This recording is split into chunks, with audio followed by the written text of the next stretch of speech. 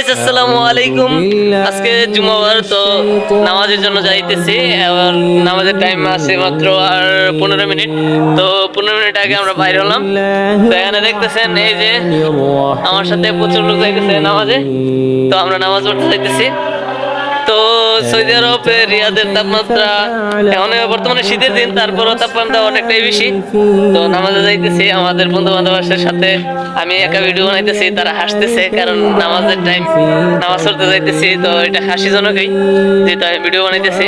তো ভিডিও বানাইলাম আপনাদের জন্য যে আপনারাও জুম্মাবার অন্তত পক্ষে সপ্তাহে একদিন নামাজ পড়বেন, এটা আমার কথা রইল।